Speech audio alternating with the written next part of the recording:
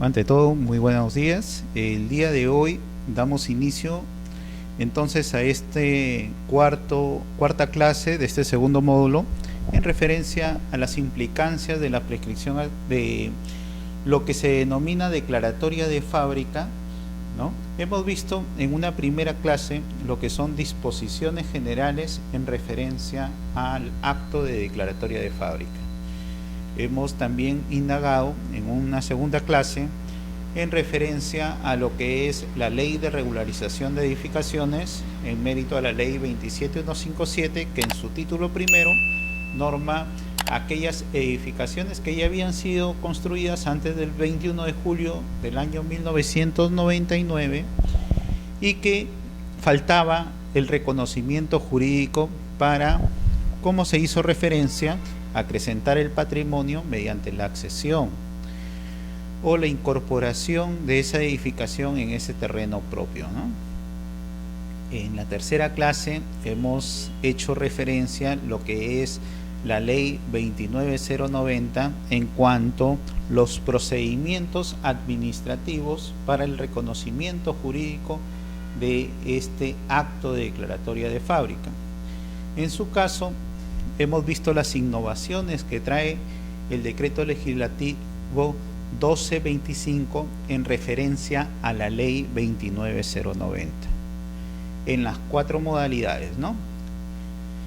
Hemos visto cómo el verificador responsable en caso de regularización de edificaciones incide.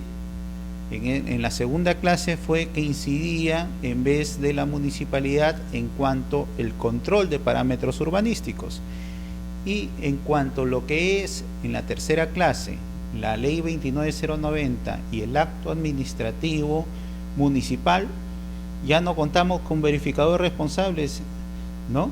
Porque en este caso sí es la municipalidad la que directamente controla, pero tenemos la figura de los revisores urbanos y estos profesionales que antes solo podían incidir en lo que era la modalidad C a efectos de poder participar en lugar de las comisiones técnicas. Sin embargo, ahora estos revisores inciden tanto en las modalidades B, C y D conforme el decreto legislativo 1225. Estos revisores ahora van a estar en cargo de sus entes colegiados, sean arquitectos por el Colegio de Arquitectos del Perú, sean ingenieros por el Colegio de Ingenieros del Perú. Entonces, llevando una secuencia metodológica en cuanto a nuestro fin que perseguía lo que es la declaratoria de fábrica, habíamos indagado o habíamos hecho referencia a básicamente que este también era un acto previo por el cual yo podía, en base al reconocimiento jurídico de la edificación, después poder independizar secciones inmobiliarias que se encuentren dentro de una edificación. Y a eso se denomina lo que vamos a ver, es decir, en la consecuencia o aquel efecto que yo estoy buscando al momento de declarar una fábrica para poder hacer, por ejemplo, la repartición de división y partición entre los copropietarios que originó una sucesión intestada, ¿no? Mi papá falleció, en todo caso heredamos todos los hijos. Si tuvo cónyuge, la cónyuge como un hijo más, en la medida de la proporción, ¿no?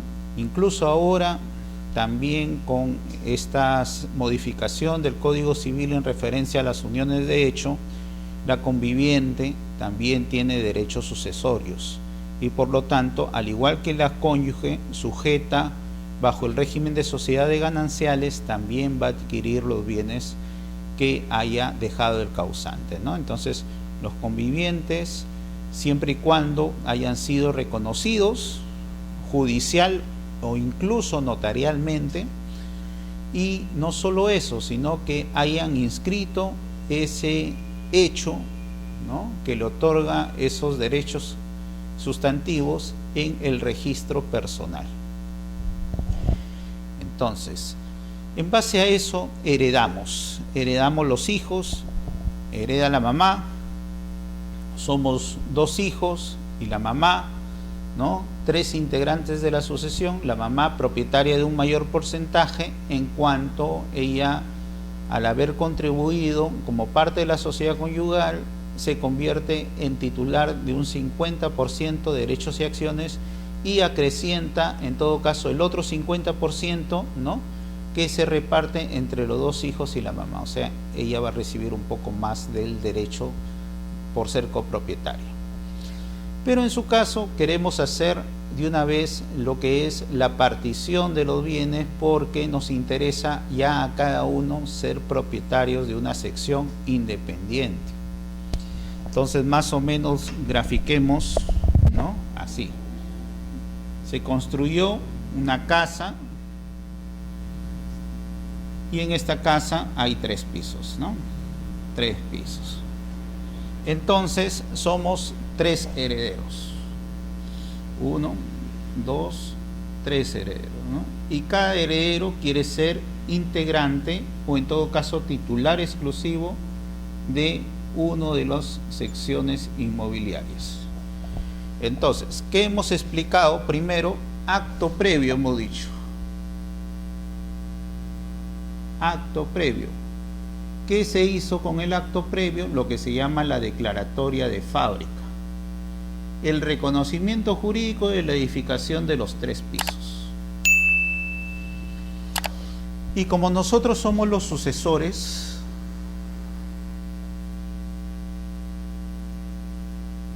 ¿no?, lo que hacemos es la división y partición, ¿no? División y partición. ¿Y cómo hacemos para poder cada uno ser titular de una unidad exclusiva dentro de la casa? Elaboramos lo que es, acto posterior, el reglamento interno.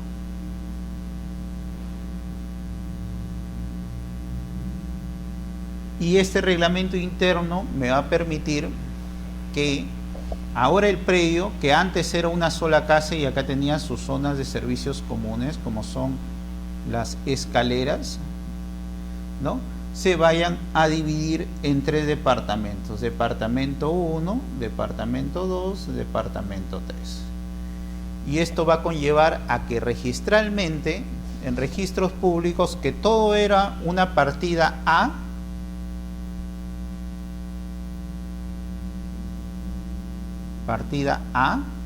¿no?, se convierta ahora en una partida matriz. ¿Por qué? Porque cada departamento ahora va a originar una partida diferente. Partida independizada, partida independizada, partida independizada, número, por ejemplo, 1, número 2, número 3.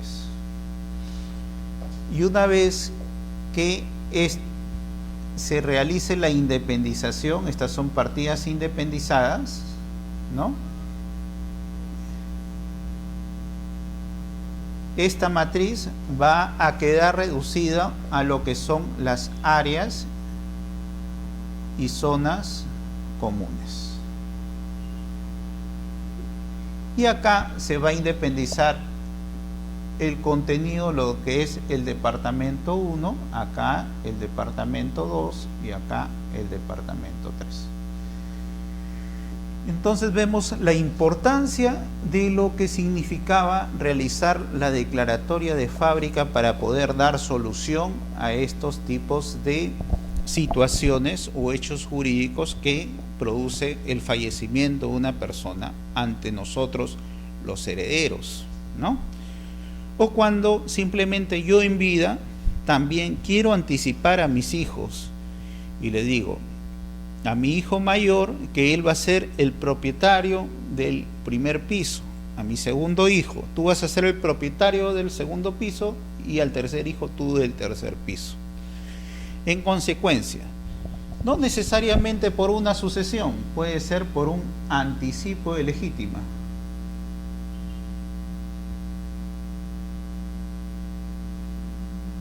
¿Y qué es un anticipo de legítima? El anticipo de legítima es una donación que una persona efectúa a sus herederos legales.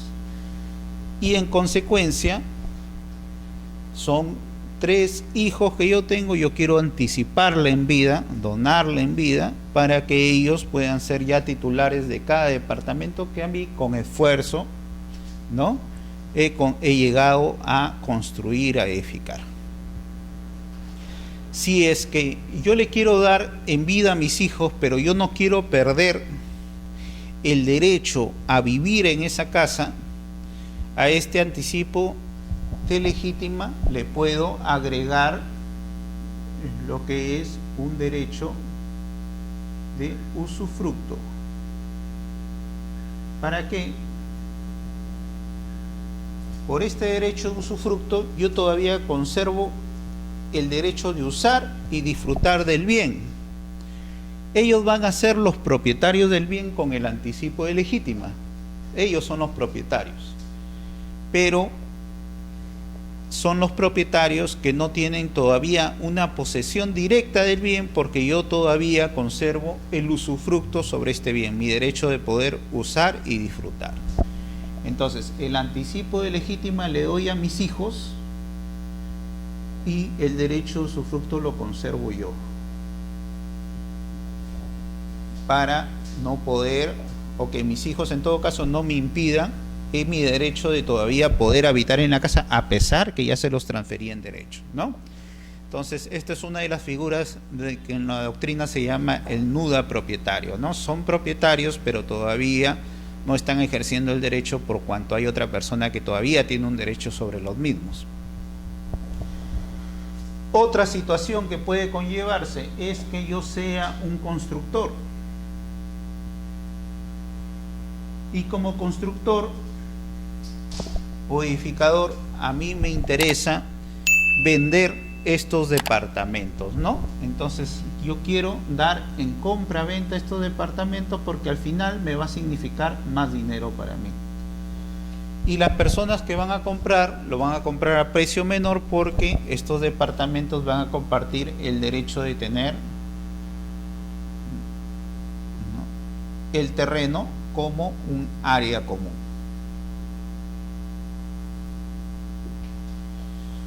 Entonces tenemos la sucesión, los anticipos de legítima, aquellos constructores que quieren vender departamentos, y así podemos diseñar un montón de referencias por la cual es tan importante este acto de declaratorio de fábrica como acto previo para realizar estas divisiones, estas independizaciones de los departamentos, y así movilizar la actividad económica en el país.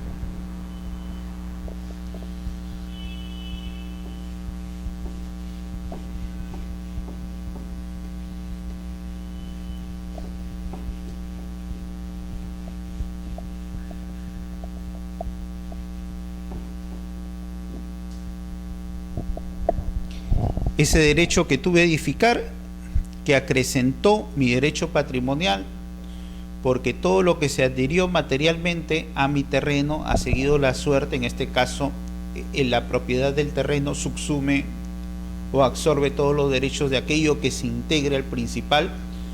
Por eso se habla de derecho de accesoriedad, derecho de incremento por aquello que se va integrando al terreno, ¿no? Y hemos visto las modalidades respectivas para poder establecer ese reconocimiento jurídico, así nadie diga que desconoce mi derecho que se ha acrecentado en referencia a lo que es la edificación.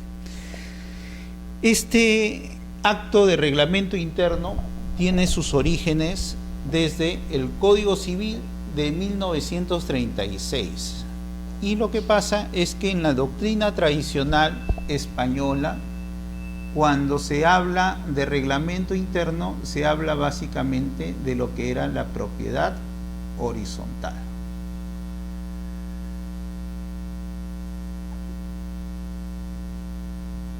Doctrinariamente se conoce como lo que es la propiedad horizontal.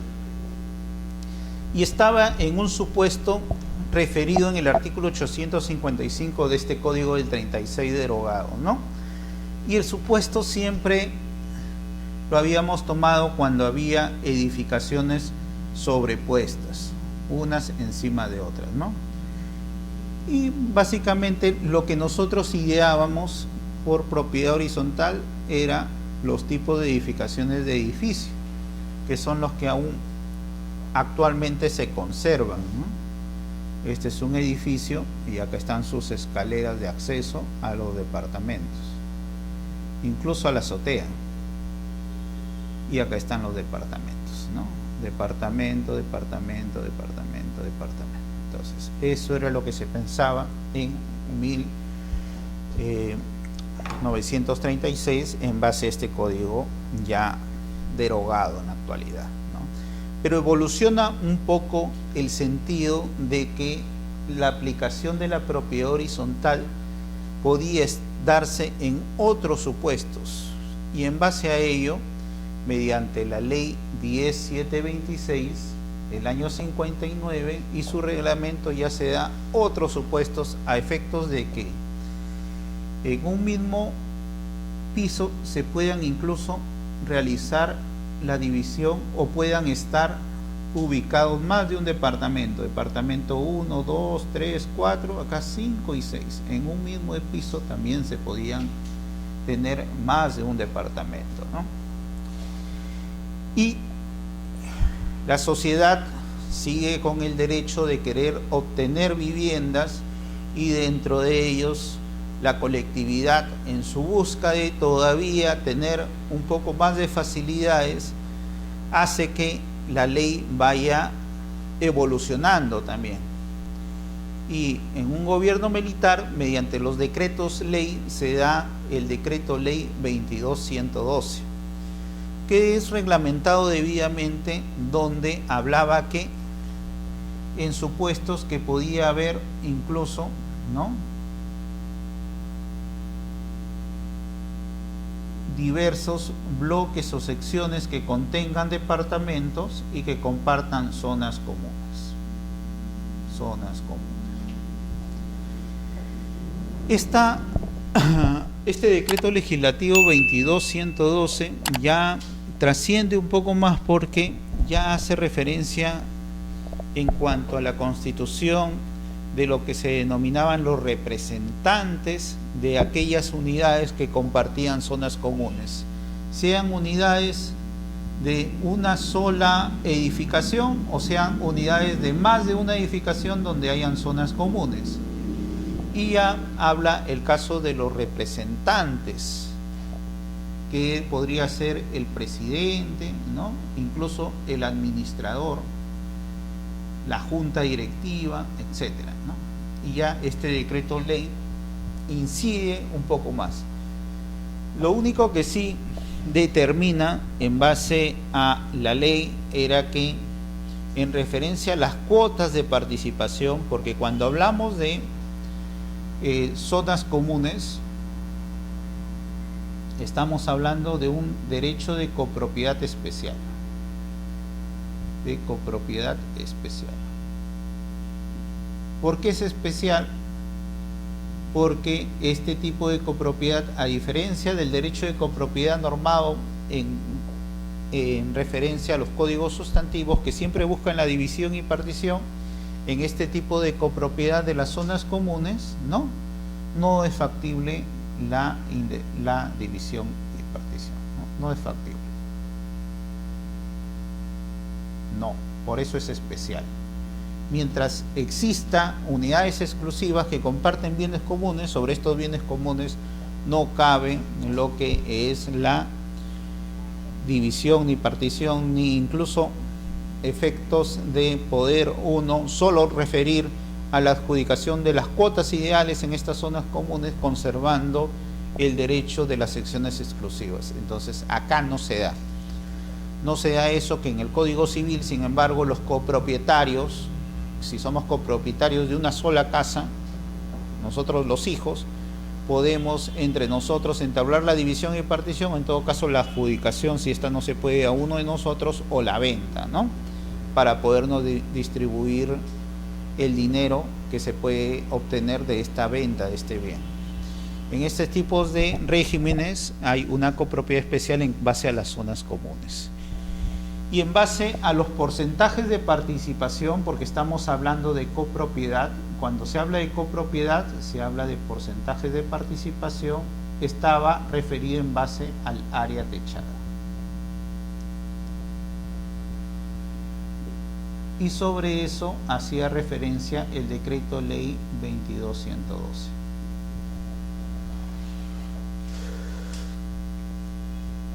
Sin embargo, actualmente, dando un poco más de facilidades para que las personas dentro del derecho privado, del derecho patrimonial que tenemos todos, de poder realizar actos o negocios jurídicos, la ley ahora es un poco más amplia, porque ya no se habla en porcentaje de participación sobre el área techada.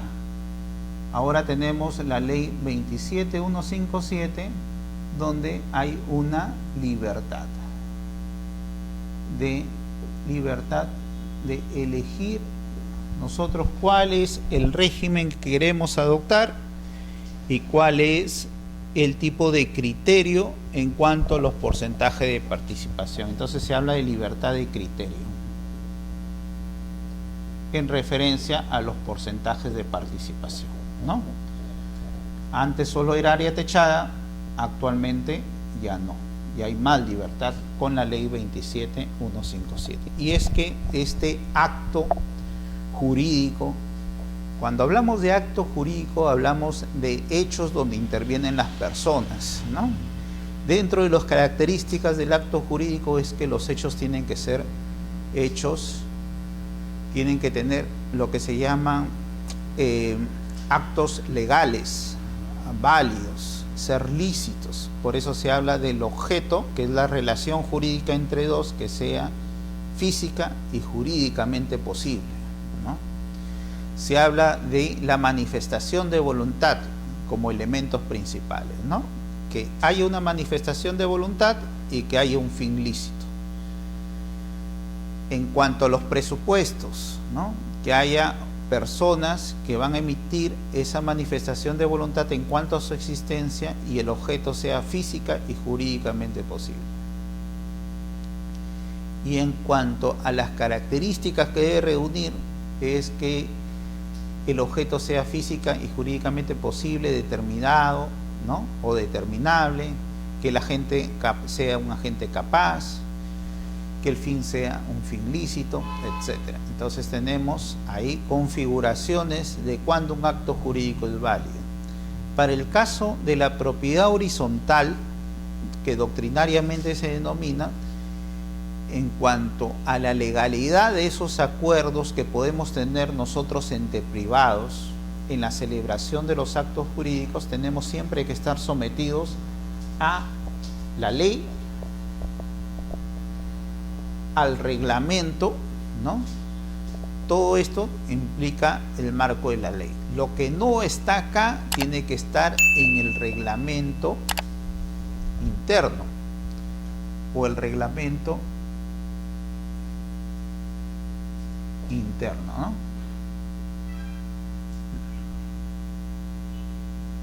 Entonces ya tenemos, primero, para que el acto jurídico sea válido tiene que estar de acuerdo a la ley. En nuestro caso estamos viendo el marco normativo de esta ley. Lo que no está acá debe estar en el reglamento interno. Y esto es lo que determina que el acto o el fin sea lícito, la licitud, ¿no? La licitud en referencia a que todo tiene que estar de acuerdo a estas normas jurídicas.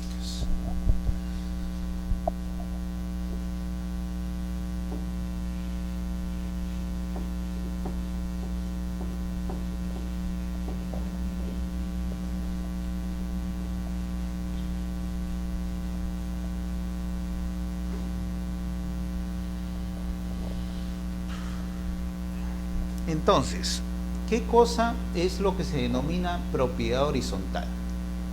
Se dice que es una modalidad o forma especial de la propiedad.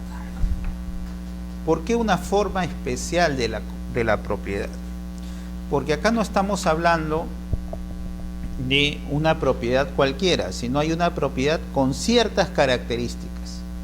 Y estas características haya que haya una propiedad exclusiva y que haya una copropiedad indivisible. Por eso se dice que son dos características que modifican o en todo caso hacen que exista una referencia de la propiedad horizontal especial.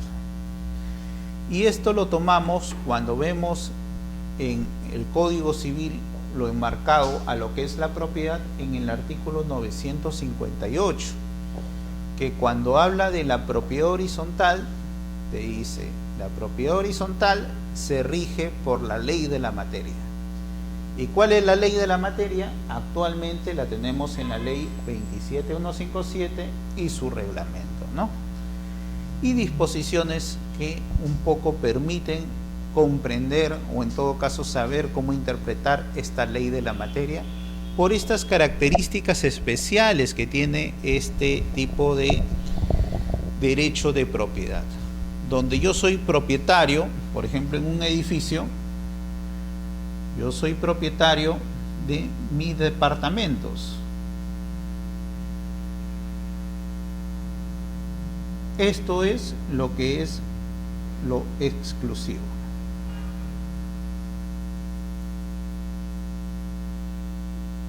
Y esto de acá, que son las escaleras, etcétera, esto de acá es lo que es común. Sobre acá yo ejerzo un derecho exclusivo, un derecho de propiedad exclusivo.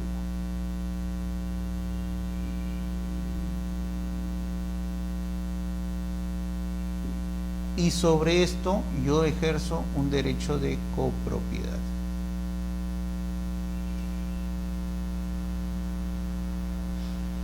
¿No? Acá estamos un derecho de propiedad exclusivo sobre el departamento 1, sobre mi departamento 2, sobre mi departamento 3, donde puedo ser, de cada departamento puede ser el propietario solo A, acá el propietario B y acá el propietario C. Cada uno tendrá su derecho exclusivo de propiedad sobre su unidad inmobiliaria propia, exclusiva. Pero sin embargo, todos ellos serán copropietarios sobre esta zona común de las escaleras, del terreno, de los techos, de las estructuras, etcétera. Si hay servicios y otros, ¿no? Entonces, por eso se habla que acá hay un derecho de propiedad especial. A diferencia del derecho de copropiedad en el Código Civil, que siempre tiende a la división, acá tenemos una copropiedad por una característica especial, que es indivisible.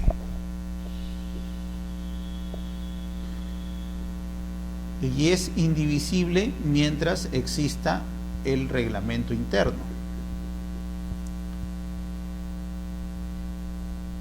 Y mi derecho de copropiedad solo es en referencia a mis bienes o servicios dentro del espacio delimitado e independiente, ¿no? Cada uno tiene su derecho de propiedad, pero dentro solo de su espacio limitado e independiente. Por eso es que se hace referencia que es un tipo o modalidad de propiedad especial.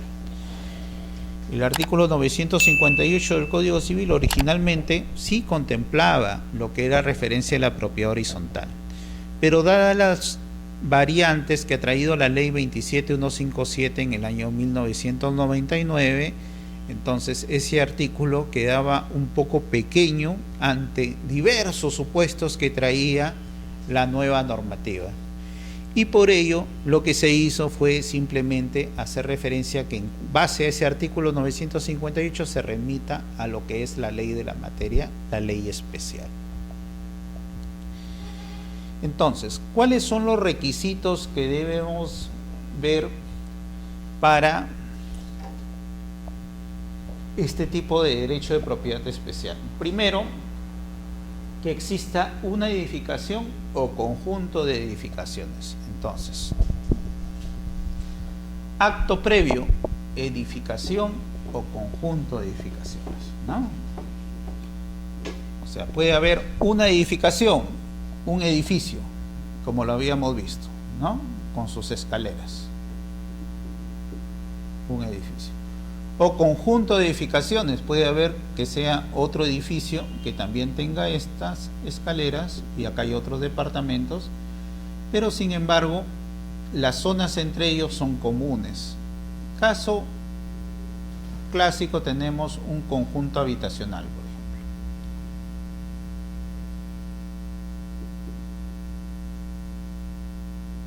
ejemplo. O puede ser un solo edificio, edificio 1, ¿no? O un conjunto de edificios, edificio 2. Entonces, acá se podría establecer un reglamento interno, acá otro reglamento interno, y entre los dos se podría establecer otro reglamento interno. Esas son las características, siempre que haya áreas comunes, ¿no? Que exista una edificación, exista bienes y servicios de dominio común, y que las secciones pertenezcan a distintos propietarios, o incluso no necesariamente perteneciendo a distintos propietarios, sino con vocación de pertenencia. Porque siempre la idea de subdividir es porque voy a transferir. Porque si no fuera a transferir, ¿para qué quisiera subdividir?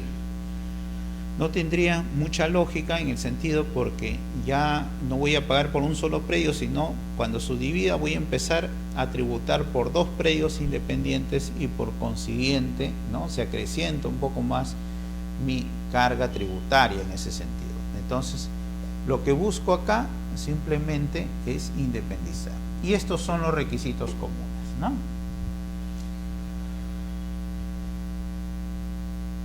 Acá tenemos lo que se llama, lo que son secciones exclusivas. Los departamentos son secciones exclusivas. Acá tenemos bienes y servicios comunes. Ejemplo, las escaleras, ¿no?, los pasadizos, etc., ¿no?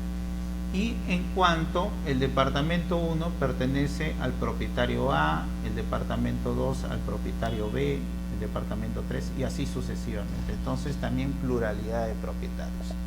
Esos son los requisitos generales que debe comprender las edificaciones para que puedan acogerse a este tipo de regímenes. Dentro de la ley 27157 se da una diversidad de figuras que uno podría imaginarse para poder constituir estos tipos de edificaciones. Entonces, dentro de ellos, cuando habíamos iniciado nuestra clase del día de hoy, hablábamos de lo que era la propiedad horizontal, que doctrinariamente la traemos en referencia al derecho español, y se imaginaba en nuestra mente inmediatamente lo que es un edificio. Pero el supuesto de la ley también se da en lo que se llama la propiedad tumbada, o sea, aquellas edificaciones que comparten también zonas comunes, pero que no necesariamente son edificaciones superpuestas. Si no, yo tengo, por ejemplo, por acá, esta es la calle, y por esta calle yo tengo un pasaje común. Y sin embargo, los departamentos se encuentran departamento 1, departamento 2, departamento 3, ¿no? Acá estamos hablando que todo está en el primer piso, pero es una edificación con secciones exclusivas, con áreas comunes, y que los departamentos pertenezcan a distintos propietarios, o tienen vocación de pertenencia a diferentes propietarios. Y esto es lo que se llama una quinta. ¿Qué es lo que en doctrina se le conoce como propiedad tumbada?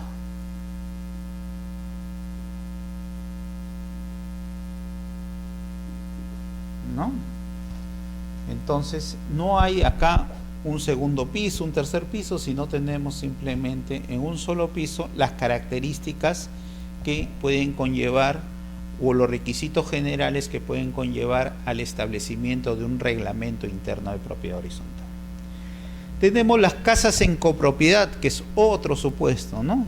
El primer supuesto habíamos visto un edificio. Este era el edificio. Otro supuesto, tenemos casas en diversas áreas que, por ejemplo, compartimos, tenemos una piscina, tenemos zona de parque, tenemos otra cancha de tenis, supongamos.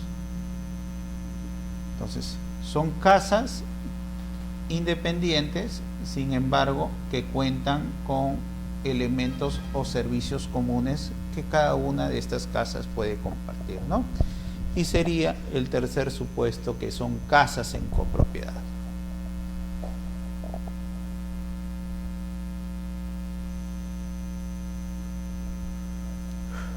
Edificios, quintas, casas en copropiedad. Otra referencia, los centros y galerías comerciales, si nos vamos al Emporio de Gamarra, ¿no? En el caso de Lima, ¿no? En caso de Trujillo tenemos lo que está en el centro histórico de Trujillo, grandes galerías comerciales, ¿no? Por la Avenida España, etc.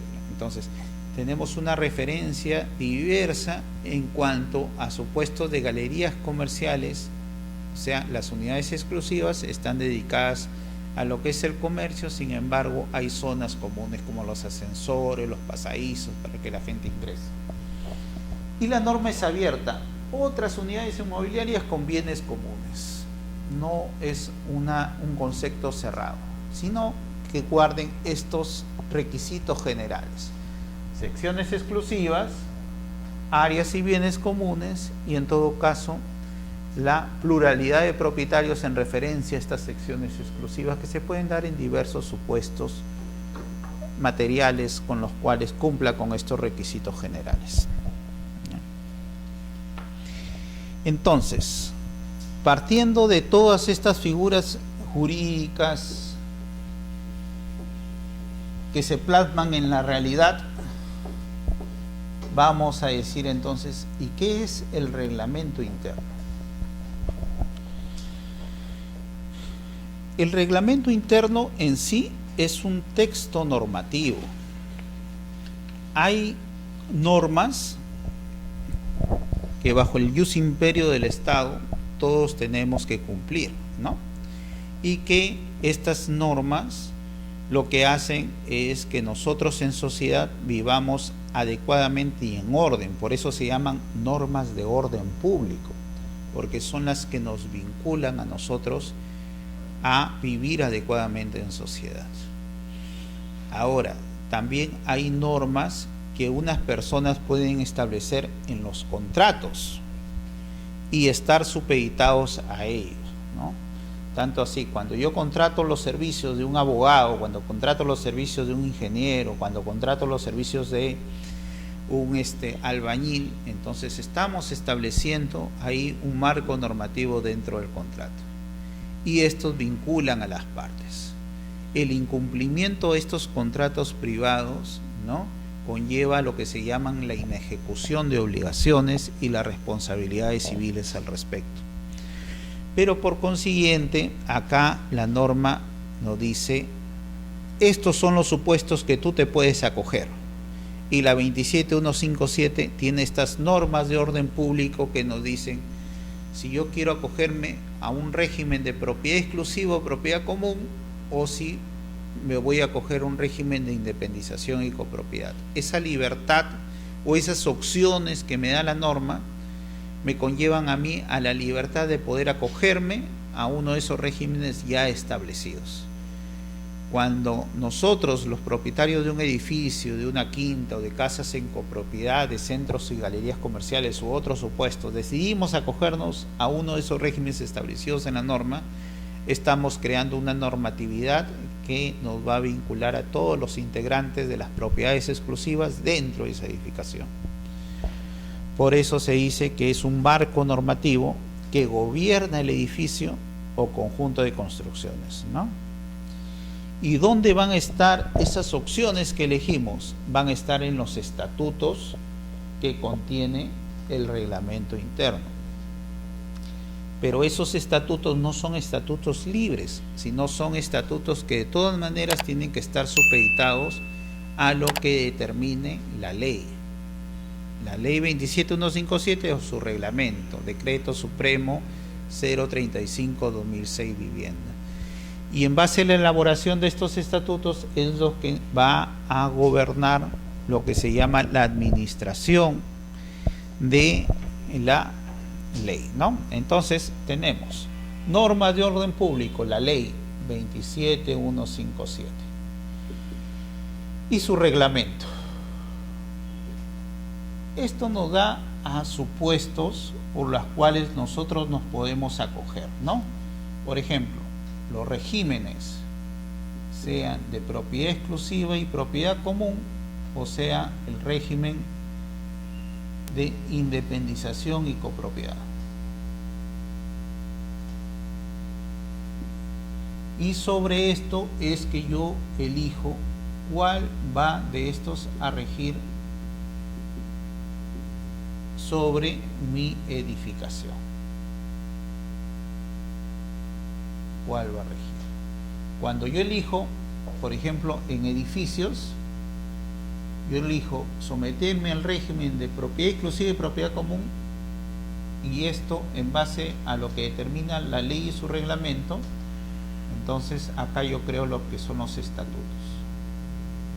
Estos estatutos tienen que estar de acuerdo o tienen que ser conforme a la ley 27157, ¿no? Tiene que estar conforme a la ley, estos estatutos. Y en base a esos es que se va a regir el gobierno o la administración de lo que es la edificación, ¿no? Eso es el marco normativo respectivo. Entonces, la ley 27157 nos refiere dos tipos de regímenes: el de propiedad exclusiva y de propiedad común 1, y el de independización y copropiedad 2, que lo vamos a ir viendo en el desarrollo de la clase respectiva.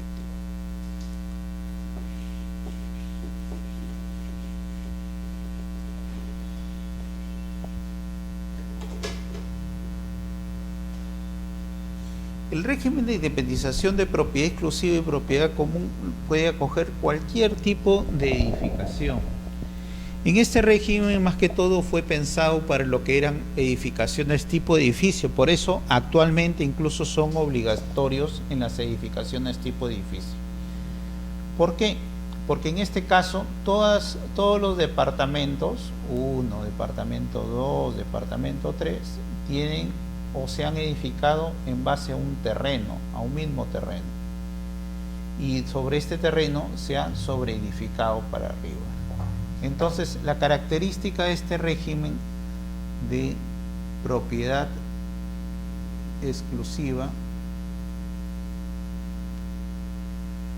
y propiedad común es que el terreno es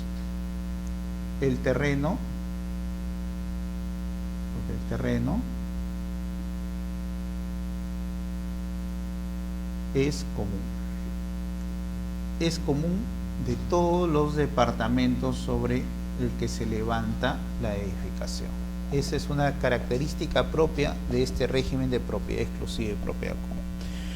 Por eso es que en los edificios este régimen es obligatorio, porque en los edificios son edificaciones superpuestas por diversos niveles y por eso es obligatorio. En el régimen de independización y copropiedad,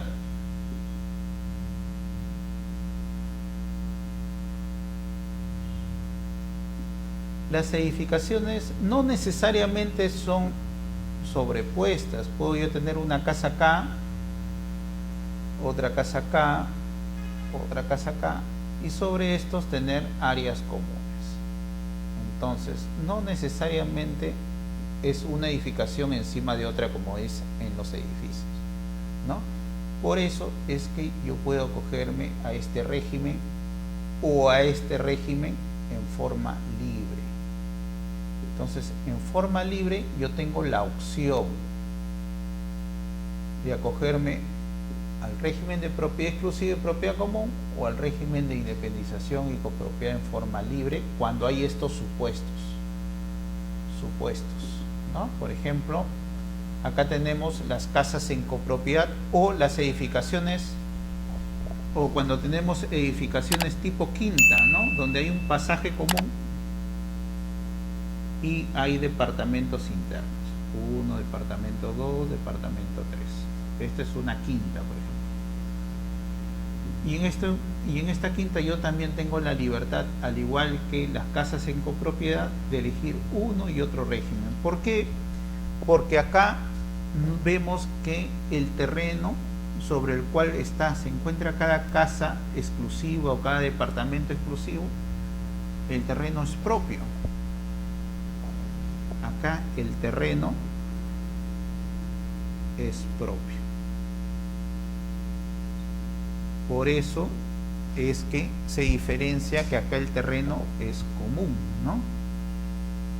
En el régimen de propiedad exclusiva y propiedad común, y acá el terreno es propio en el régimen de independización y copropiedad. Y de ahí la gran diferencia que yo puedo establecer en referencia a estos tipos de edificaciones. En cuanto al reglamento interno, hay características propias que debe conllevar o que debe contener el reglamento interno. Y dentro de ellos tenemos la determinación de la unidad matriz. ¿Y qué cosa es la unidad matriz? La unidad matriz básicamente es en el ámbito registral de dónde es que se van a realizar estas independizaciones.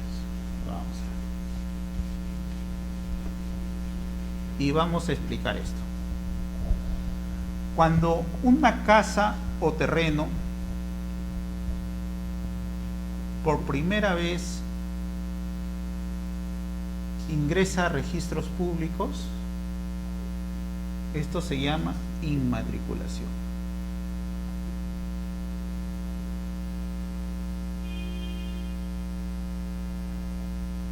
Es la primera inscripción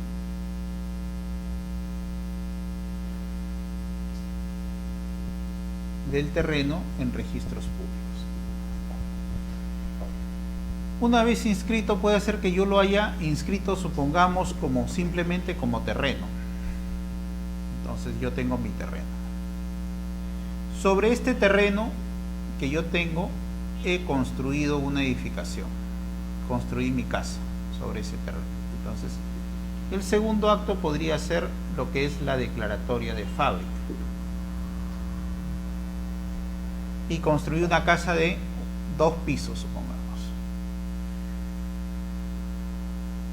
Al momento de realizar la primera inscripción en registros públicos, esta inmatriculación va a dar origen a lo que es la inscripción de una partida registrada.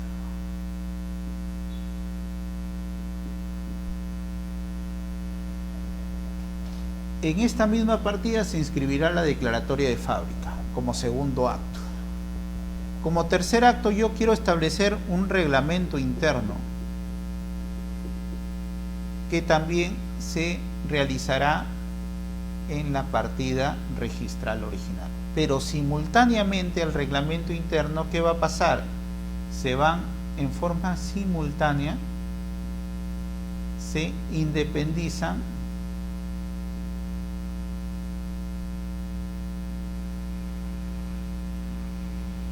las secciones exclusivas.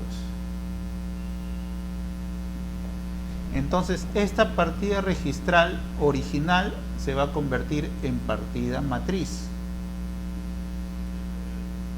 Y estas partidas independizadas, producto de la independización, van a ser las partidas A, la partida B. Estos van a ser partidas independizadas.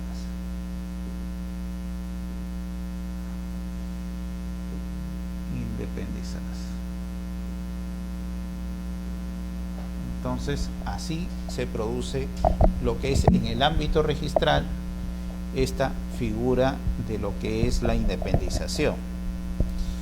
Entonces, en el reglamento interno lo que debo hacer es determinar la unidad inmobiliaria matriz, es decir, la partida matriz donde se encuentra, ¿no?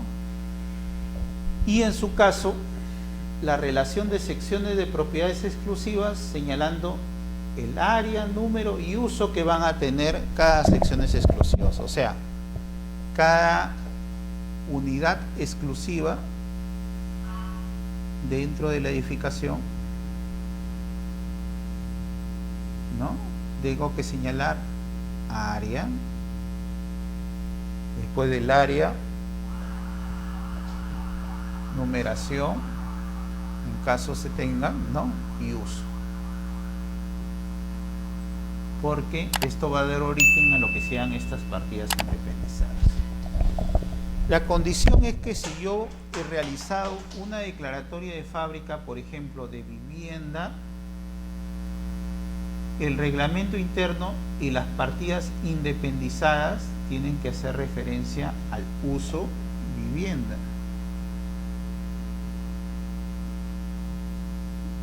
Si es que yo acá la declaratoria de fábrica la hice como una vivienda, por ejemplo, multifamiliar. Si en su caso yo hice la declaratoria de fábrica como comercio, entonces el uso de las partidas independizadas tienen que ser como comercio y no podrían ser en referencia a vivienda y demás. Eso es lo que tiene que tomarse en consideración cuando se relacione lo que es la declaratoria de fábrica con el reglamento interno, ¿no? Yo no puedo hacer una declaratoria de fábrica como vivienda y las independizadas ponerlas que son oficinas o en todo caso comercio. No podría ser porque contravendría al uso de vivienda que yo le di en la declaratoria de fábrica. Eso hay que controlar adecuadamente en lo que es la elaboración del reglamento interno. Entonces, el reglamento interno tiene que estar en referencia al tipo de edificación que se ha realizado, ¿no? ¿Por qué? Porque hay un control siempre municipal. Cuando en la declaratoria de fábrica la municipalidad me autorizó que el uso sea vivienda multifamiliar, no me está autorizando para que yo realice comercios en esa vivienda. En su caso, yo tendría que ir a la municipalidad y pedir la variación o la modificación de la declaratoria de fábrica a efectos de asignarle un uso de comercio y específicamente, o en todo caso, si originalmente fue un comercio y después quiero transformarlo en departamentos, igual ir a la municipalidad y pedir lo que es la modificación de la declaratoria de fábrica para que haya coherencia entre estas normas de orden público con las opciones que nosotros hemos elegido. Los derechos y obligaciones de los propietarios y limitaciones que acuerden sobre estos usos y diversas referencias que nos da lo que es el reglamento interno en sí, ¿no? En cuanto a los porcentajes de participación, la actual ley habla de la libertad de criterios. Entonces, si nosotros podemos tener criterios, como antiguamente lo tuvo el decreto ley 22.112, que puede ser el criterio, criterios pueden ser, por ejemplo, de área techada, puede ser otro criterio, área no techada, sino puede ser el criterio por área ocupada, otro criterio por la ubicación del predio, de la unidad exclusiva, y así diferentes tipos de criterios. Esto de acá es libre para las partes que puedan elegir el tipo de criterio. La condición es que se pueda determinar que el criterio es correcto, ¿no? Entonces, que haya forma de uno poder determinar el criterio correcto, porque incluso puedo tener el criterio que todos pueden tener igualdad también, sin necesidad de hacer referencia que sea área techada, ocupada, área libre o por ubicación, etcétera, ¿no? Estos criterios ya uno los puede hacer referencia en cualquiera que crea. Los porcentajes que corresponden a los gastos comunes. Esto es para la participación, y esto es para la participación en cuanto a los acuerdos, y esto es participación en cuanto a los gastos comunes, ¿no? Dentro de la participación en cuanto a los acuerdos, el criterio debe ser similar para todas las edificaciones, ¿no? No puede variarse un criterio para un departamento, otro criterio para otro departamento. Igual en cuanto a los gastos comunes, tiene que ser similar para todos los departamentos. Lo que sí puede variar es en cuanto, si yo elijo un criterio para la participación, puedo elegir un criterio diferente para los gastos comunes. Pero lo que no puedo hacer es elegir un criterio para la participación diferente a cada unidad, o un criterio para gastos comunes diferente a cada unidad. Eso sí no puedo. Entre los dos sí puede haber variación, pero no en referencia a cada unidad que la conforma.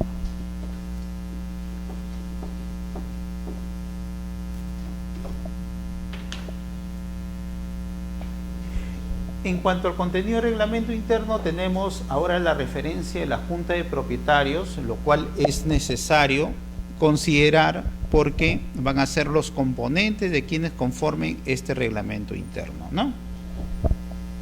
Y tenemos un caso interesante que son la reserva de aires. ¿Y qué cosa es la reserva de aires? La reserva de aires básicamente es reservarse en una construcción, por ejemplo, de 2 pisos, piso 1, piso 2, la azotea, ¿no? Estos son los aires. Entonces yo quiero el piso 1 destinarlo al propietario A. Yo quiero el piso 2 destinarlo al propietario B. Pero el propietario constructor, el constructor quiere reservarse los aires. ¿Y para qué quiero hacer la reserva de aires? ¿Cuál es el sentido de hacer la reserva de aires? Para que en un futuro el propietario constructor pueda edificar otro piso más. Entonces el piso 3. En un futuro, ¿no? Y realizo esta reserva de aire. Esta reserva de aire la puedo establecer en lo que es el reglamento interno con independización, a efectos que en el ámbito registral esté claro ese derecho debidamente independizado y en una partida registral, o sin independización en su caso, para que se conserve simplemente el derecho reservado en la partida matriz, y en un futuro, cuando yo llegue a edificar, realice lo que es la independización respectiva. Las formalidades que se está exigiendo para establecer este reglamento interno actualmente puede ser por escritura pública o por documento privado con firma legalizada, ¿no?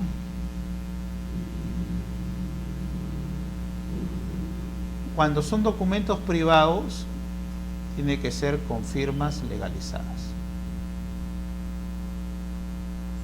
La ley 1049, que es el decreto legislativo 1049, que norma la función del notario, actualmente hace referencia que en caso de legalizaciones de firma sea el notario competente en referencia del lugar donde se ubica el bien, ¿no? porque esta ley, bajo el amparo del decreto legislativo 1232, ha sido incorporado en ese nuevo supuesto de competencia notarial. Y bajo ese sentido, en la actualidad se dice que este decreto tenga que tener ciertas restricciones en su competencia por parte de los notarios, ¿no? ¿Quién va a firmar este reglamento interno? Lo firman los propietarios. En caso que haya junta de propietarios y nombren a un representante como presidente, ese presidente, cuando esté debidamente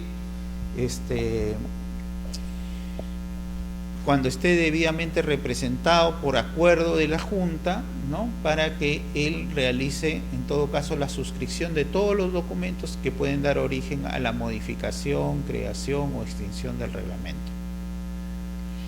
Hay que tener presente que actualmente, bajo el decreto legislativo 1232, también la ley del notariado dice que en el caso de copias certificadas de estas actas de sección de junta de propietarios, la presentación en la actualidad es cautiva. ¿Qué quiere decir cautiva? Que al igual que las escrituras públicas, ahora los notarios o sus dependientes son los directamente competentes para poder ingresar estas copias certificadas de juntas o las escrituras públicas.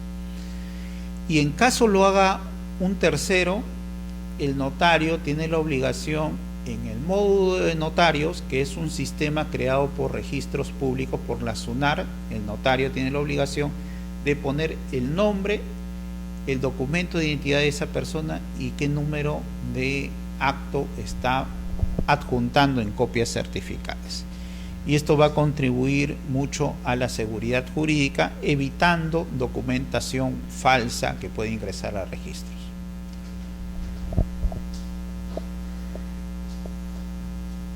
En cuanto a la partida matriz, esa primera inscripción que originó que se inscriba el bien y donde yo realicé la inscripción de mi declaratoria de fábrica, una vez producido el reglamento interno e independizadas las secciones comunes, en la partida matriz va a darse publicidad a lo que es el reglamento interno.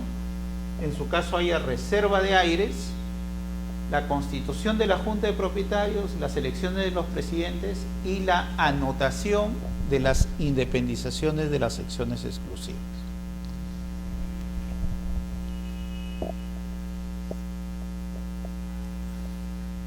¿Cómo yo puedo realizar un reglamento interno? Simplemente, al ser propietario, yo puedo realizar lo que es el reglamento interno, porque soy el propietario del edificio. Porque, por ejemplo, mis miras fueron construir para transferir los departamentos a terceros. Entonces yo soy el propietario constructor del edificio y podría establecer el reglamento interno. Si en su caso teníamos un reglamento interno de hecho, que comúnmente sean aquellas edificaciones que ya fueron transferidas en edificio, pero nunca se formalizó este acto o negocio jurídico, pero de hecho ya existen diversos propietarios de las unidades exclusivas. Por ejemplo, en un edificio hay un propietario del departamento del primero, otro del segundo, otro del tercero. Entonces ellos pueden hacer un acuerdo y con el voto del más del 50% pueden solicitar la regularización del reglamento interno. También si se dan estos supuestos y no hay presidente todavía de la Junta de Propietarios que conlleve a poder realizar la constitución del reglamento interno, el 25% de los propietarios de las secciones exclusivas pueden solicitar la constitución del reglamento interno. Siempre hay que tener presente que cuando hay diversos propietarios de las secciones exclusivas de una edificación que tienen zonas comunes, existe un reglamento interno de hecho. Y lo único es ponerse de acuerdo para poder establecer bien las normas que van a regir. Así pues, no puede haber un abuso de derecho por parte de un propietario de una sección exclusiva, siempre y cuando el reglamento interno le haya establecido las reglas o límites de su propiedad.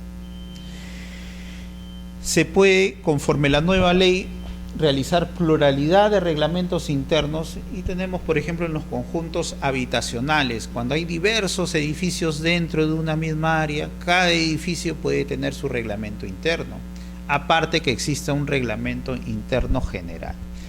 La única exigencia de la norma es que en estos supuestos que se constituyan más de un reglamento interno, hay que haber una coordinación entre las juntas de propietarios del reglamento interno general con las juntas de propietarios de cada edificio que conforma este conjunto habitacional. Hay supuestos normativos de adecuaciones de reglamentos internos. Cuando yo estoy en un edificio que estuvo bajo el amparo de estas normas originales del reglamento interno, sea la ley 10726, sea el decreto ley 22112, entonces yo lo que puedo hacer es adecuar esos reglamentos internos a la nueva ley 27157 y eso se llaman actos de adecuación y básicamente es adaptar los estatutos que regían ese reglamento interno a la actual ley y así hacer posible la determinación de las nuevas normas que van a regir a ese reglamento interno, ¿no? Entonces, para ello hay que modificar la disposición del reglamento interno y se necesita la concurrencia de la mayoría de los propietarios en la primera convocatoria, los que asistan incluso en la segunda convocatoria para este acto de adecuación. Esta facilidad de los que asistan en segunda convocatoria es que es función de la norma propiciar la adecuación a la nueva ley, por eso es que se da esa libertad en caso haya personas que no quieran participar en estas asambleas de adecuación, ¿no? Las formalidades son las mismas, escritura pública o documento privado, y en todo caso la intervención de las personas que realizan este tipo de actos de adecuación de reglamento interno. En las adecuaciones, las actas deben ir a registros públicos mediante copias certificadas y en su caso adjuntar el documento privado con firma legalizadas o la escritura pública con firma legalizadas a esa asamblea de aprobación de reglamento interno donde consten los nuevos estatutos que van a regir el reglamento interno ya adecuado. La modificación por su parte es un ámbito diferente a la adecuación. En la adecuación simplemente yo quería cogerme porque me regía bajo la antigua ley a la nueva ley. En la modificación yo quiero aprovechar para cambiar las secciones exclusivas en cuanto a incremento de áreas o disminución de áreas, igual que las secciones comunes. O en todo caso cambiar los criterios de participación en caso de votaciones, en caso de gastos. Y para eso se produce lo que es la modificación del reglamento interno. Bajo los mismos parámetros de la adecuación, la modificación del reglamento interno se da por acuerdo de los propietarios, ¿no? En este caso, más del 50% de las participaciones, y cuando se habla de desafectación de zonas comunes, ventas, gravámenes, o en todo caso, cambio o modificación de porcentaje de participación, la norma sí es un poco más estricta, porque acá nos habla que tiene que tener por lo menos 2/3 partes de participación de las zonas comunes, porque las zonas comunes, como al ser un derecho de copropiedad especial y ser indivisibles, necesita participar una mayoría calificada para tomar estos acuerdos en cuanto a su desafectación, ¿no? Actualmente se puede realizar la acumulación e independización de manera unilateral por parte de los propietarios exclusivos, siempre y cuando el reglamento interno contemple este consentimiento previo a que los integrantes de las secciones exclusivas puedan realizar estas acumulaciones. La regularización del reglamento interno también es otro supuesto en las cuales nunca hubo reglamento interno ni acogido a la antigua ley ni acogido a la nueva ley. pero de hecho sí existe porque hay propietarios de diversas secciones exclusivas que comparten zonas comunes el día a día. En este caso, puede uno de ellos propiciar lo que es la regularización del reglamento interno, ¿no? Cursando las cartas notariales a los demás integrantes de las secciones exclusivas, y en su caso, aquellas personas que suscriban este tipo de asamblea de regularización van a tener que pagar los gastos que va a ser distribuido entre todos los integrantes de la edificación de secciones exclusivas que haya originado esta convocatoria por parte de estas personas que en forma responsable hayan buscado la regularización del reglamento interno. Entonces, hay asambleas de regularizaciones, modificaciones y adecuaciones de reglamento interno, que son supuestos jurídicos que las personas pueden acogerse en un tipo de edificaciones. Así como hay la creación de reglamento interno, también hay el derecho de extinción del reglamento interno. Y los supuestos normativos que se dan en extinción de reglamento interno es cuando hay una destrucción o demolición física de la edificación. En este supuesto, por un acto, ¿no?, de la naturaleza, simplemente desapareció el bien y por consiguiente se extingue el reglamento interno. Pero en su caso, como el terreno es propio, no hay problema cuando es régimen de propiedad exclusiva y propiedad común, pero cuando el terreno es común, en caso de los edificios, ahí sí hay una determinación de qué personas, bajo qué porcentajes tendrán participación en ese terreno, que va a estar en función al criterio adoptado en el reglamento interno de participación.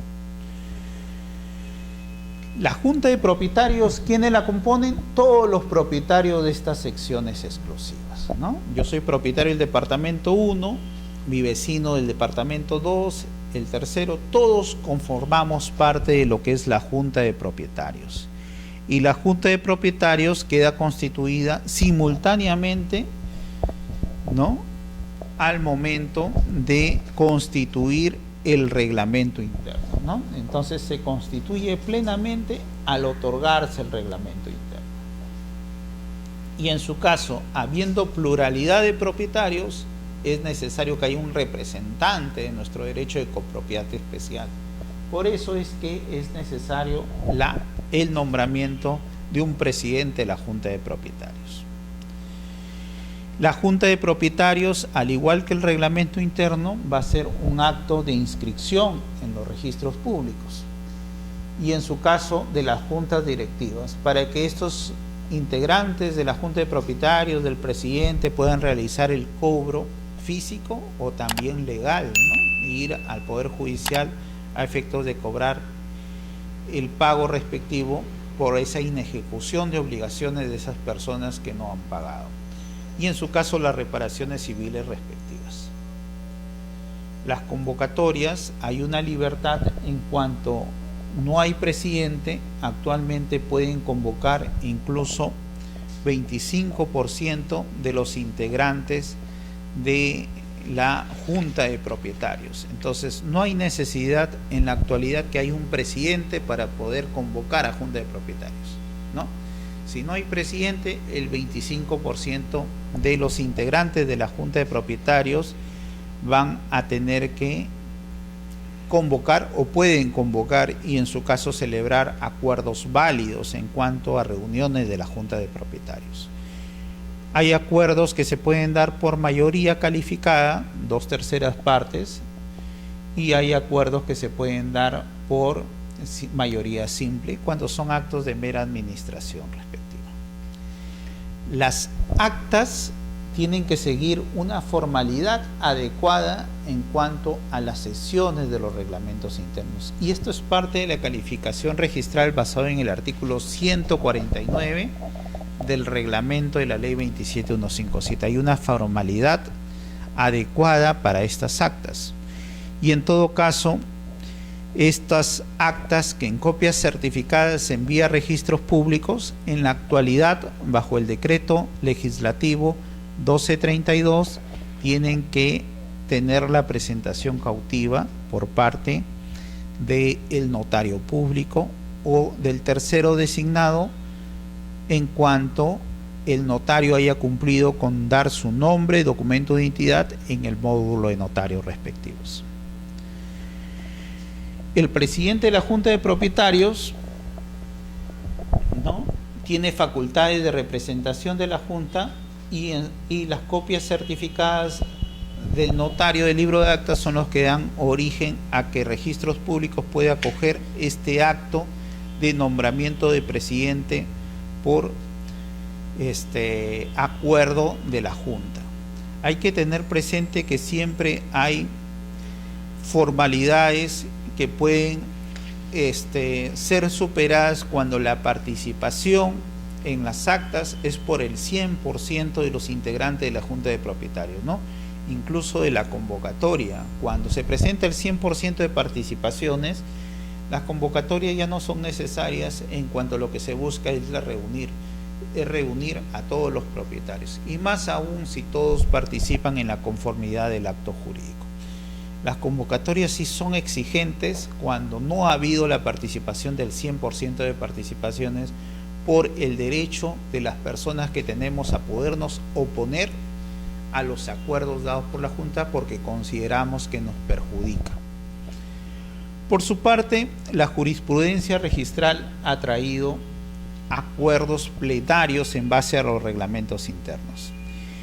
Uno referido a la acreditación de la convocatoria de la Junta de Propietarios, ¿no? Dice: la convocatoria, presentación podrá acreditarse mediante las declaraciones juradas por parte de los presidentes.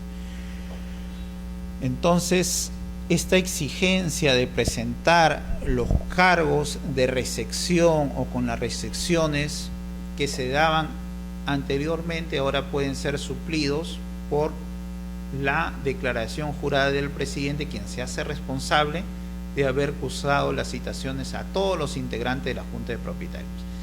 Esto siempre y cuando el estatuto no establezca una formalidad diferente, porque puede ser que el estatuto establezca que la convocatoria tiene que ser por publicaciones en los diarios.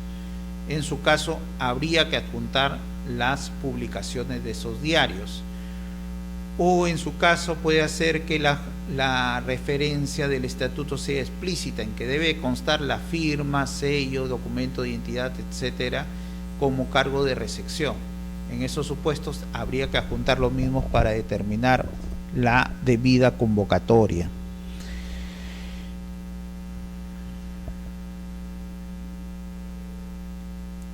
En cuanto a la convocatoria, también mediante un acuerdo plenario se posibilita que el 25% de representantes o en todo caso de participantes de la Junta de Propietarios pueda convocar debidamente a los integrantes de la Junta de Propietarios para establecer acuerdos o asambleas generales.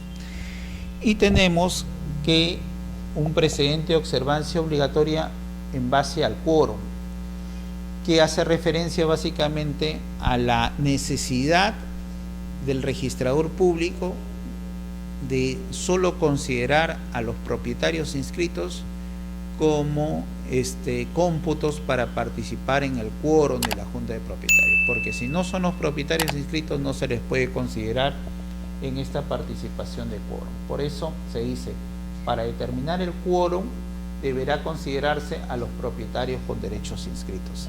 Entonces, si bien el reglamento interno puede considerar la participación de arrendatarios o de otras personas, sin embargo el quórum a nivel registral, por este principio de adecuación del título con los antecedentes registrales, tiene que ser rígido en ese sentido de participación del quórum.